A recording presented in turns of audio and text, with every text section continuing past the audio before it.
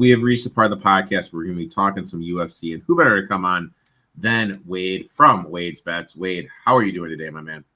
I can't be better, man. It's Friday, so can't complain. Friday, time to drink some beer, time to watch this UFC card. And you know what? I don't mean to be a jackass. This UFC card kind of sucks. I'm not really that big of a fan of it. Couple fights that kind of piqued my interest. I thought UNC Denver was very entertaining. I thought it was a great card. I thought the one before, great card. Pay-per-view on deck, great fights. Look at this one. You know, I think the main event's going to be a great fight. But other than that, I'm really not pumped up for the fights on this card compared to cards before. I think the main event will be great. Other than that, a little bit down on this card, my man. UNC Denver, great call by you for your girl, Rose. She looked great, completely dominated my girl, Tracy, who I think could be good, but I don't mean to be mean. I don't think she's ready for prime time yet. I don't think Tracy's ready for prime time yet. So, you know what? We will move on to UFC in Las Vegas 94. Each of us have 3 bets. Wade is starting out. Wade, first bet, my man. Yeah, man, this is we talked a little bit before the show. Not really particularly liking the weigh-in discussion here, but one of the plays that stuck out to me was to take Steve Garcia money line over Sung Woo Choi, and I paired that with Carolina and Pudilova to go over 1.5 rounds, and that was minus 114 at the time as a 2-leg. Look, man, Garcia's coming in. He's on a rolling. He's on a roll and winning streak. He's won 4 of his last 5 fights by KO, 3 straight. I believe he's the better fighter in every area. He lands more significant strikes per minute while taking less per minute, and he averages more takedowns per fight with a stronger takedown defense. Choi is just 1-3 in his last 4 fights on a 1-win streak, and I think Garcia can win this in more than one way. So those are usually the angles that I like to take. His odds were minus 148 at the time. Maybe they've dropped since the weigh-in stuff. So he's definitely straightable, but I wanted to get a little bit more value out of this. And I just truly believe that the Carolina Pudilova fight is going to go over 1.5 rounds. I think Carolina has been over 1.5 rounds or actually 4 of the last 5 fights for Pudilova had went the distance. And the other one still went over 1.5 rounds. So really Pudilova's last 5 fights went over 1.5 rounds, while Carolina, Lena, however you say it, she's went the distance 3 of the last 5, 2 coming by KO, but they were both in the 3rd round. So yeah, both of their last 5 fights have gone over 1.5 rounds. So I think that's a pretty safe bet. I think it was pretty juiced, like minus 700 as the leg. So yeah. I like it. It. My first bet, I'm going to Pudilova minus 104. Nice. Grappling has improved. This is her 2nd stint. Obviously, you can tell she's worked on her grappling since being away. Carolina has poor takedown defense. So I think Pudilova is going to be able to get this to the ground. Another thing with Carolina is she's used to having the size, weight, and reach advantage. She's the smaller fighter here. So I think she's going to get thrown around. And I think, Pudilova has the size to get her to the ground and just out-grapple her. And if this is a stand-up contest, Pudilova has a striking advantage. When I just look back, I think Pudilova is the better fighter. I think she has, like you said, even though this is probably going to be a decision victory, she has more ways that she can win, better grappler, better standing up. So I'll take Pudilova here, minus 104. I like it, man. There's a lot of dogs or slight dogs in this card that I like. So good look. We talked about it. There's not many big prices here. I think the biggest price is Miranda Lambert. Jesus, I'm thinking about the goddamn country singer. Miranda Maverick. And she was supposed to be fighting my girl Tracy, who Tracy got moved up to the main event. I think Tracy would have manhandled Miranda. But that's another thing. Next bet. Where are you going, my friend? I agree, man. Yeah, man, this one's a little tricky one for me, but I'm gonna go ahead and take a bite out of this one. I am going to do a 2-leg Jung Young Lee money line, and I'm paired him with the Loic Radzhabak and Trey Ogden fight to go over 1.5 rounds. Same odds there, -114. I think that one was over at Bet365. Man, this Lee and a Mill fight is going to be really tough. I think it's going to be awesome. Might be the best fight of the night. Both are dangerous. But I'm going to side with Lee here. I think he's a slightly better striker, and he's better at grappling.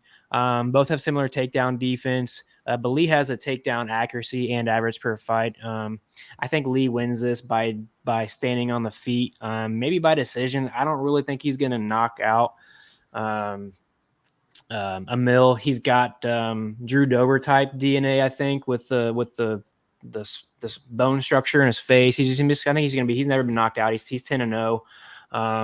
It's just gonna be a really tough fight. I just think Lee has one loss, and I think he's just faced better competition. He's Lee's slightly faster, younger, taller, has a longer reach, and I think that'll help him be able to keep the distance and stay out of danger of a Mill.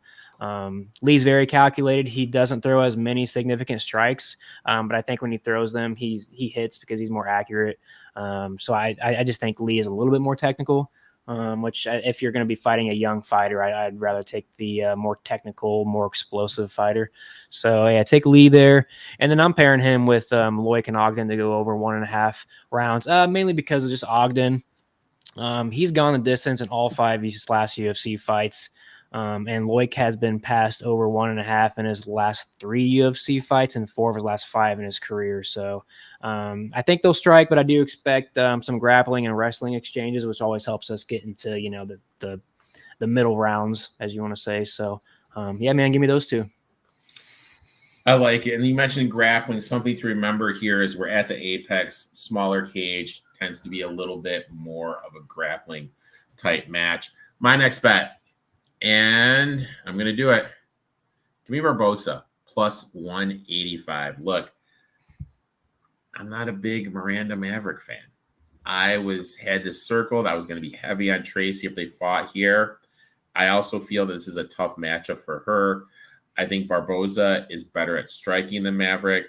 Barbosa is going to look to get this in the clinch, and that's where Maverick really does struggle. When you look at it, Barbosa was an Olympian judogistic.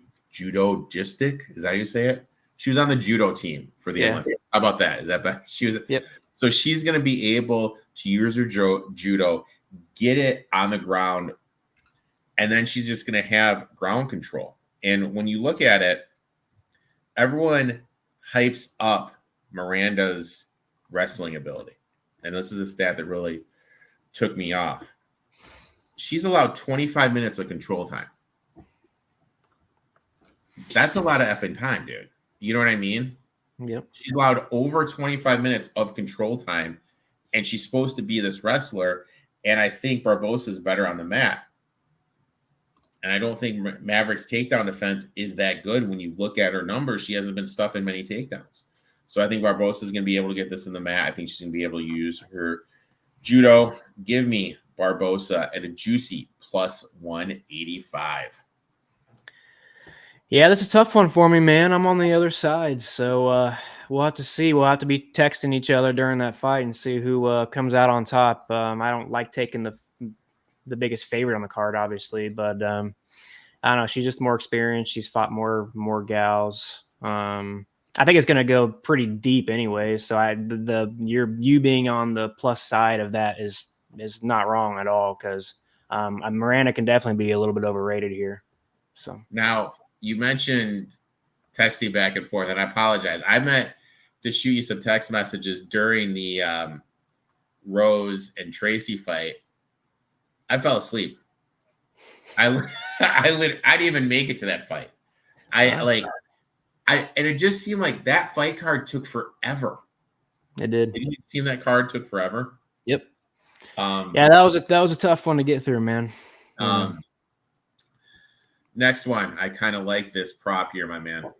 Yeah, we'll see, man. Again, back to the weigh-ins. I'm gonna have to go recheck this now, man. I do give out my picks earlier than weigh-ins. Maybe I'll learn one day to wait, but I try to capture some value here. And if you wait till after weigh-ins, you're losing value on a lot of good lines. So, kind of a fickle game you play there. But, yeah, I mean, I'm gonna go with Steve Garcia over 23.5 total significant strikes landed. Got that for -115 over on DraftKings. Really all depends how long this fight goes. 4 of the last 5 fighters versus Choi have landed over 23.5 significant strikes. The one that didn't, he won by KO in the first round, which was the UFC Korea night in Korea. So, why wouldn't he come out and show out in that one? So don't blame that one. Garcia is also over in 3 of his last 5, hitting more than 23.5 significant strikes. And again, the 2 that didn't were fights that ended real quick. 13 of Garcia's 20 fights have ended by KO, as he's 12-1 to the KO. But I do believe we can get some distance, and if we can get distance into the middle second or even pushing later than past the middle of the second round, which I'm not sure if we're going to get there, this could be a quick explosive fight. But if it's not, I do believe the significant strikes are going to be there for Garcia. He lands 4.85 significant strikes per minute with a 50% accuracy, which puts him around a true landing of 2.7, while Choi absorbs 3 significant strikes per minute. So, if you do the math and they can get to that second, even into the third round, he should definitely have enough volume to surpass this. So, I like it. I like this prop a lot. My next one, I'm going to the main event. Give me Vera by decision. Plus 310. Amanda has better striking, but Vera's going to take this to the ground, so I don't think it matters. I think she's going to get this on the ground. And the one thing we've seen about Vera is she's not about doing damage when she's on the ground. She's just about laying on top of her opponent, just controlling. She's not going to ground and pound you. She's just going to lay on top of you and just control the clock that way. A lot of people, from what I've been reading and hearing, talk about Vera not being able to go 5 rounds. But when you look at her, she has been in one 5-round fight before in Avinza when she fought for the title back there, which she did win. Because of the smaller cage, I think Vera is going to be able to close the distance. I think she's going to be able to get this to the ground. Lemos isn't going to be able to keep this standing. And that's the way she wants to fight. If this isn't a standing match, Amanda doesn't have any chance to win in my eyes. Why I play the decision? When you look at it, historically speaking, fights in the strawweight division go to decision. I'm getting plus 310. I'm just going to take it like that. Look, is it a gamble? Yeah, but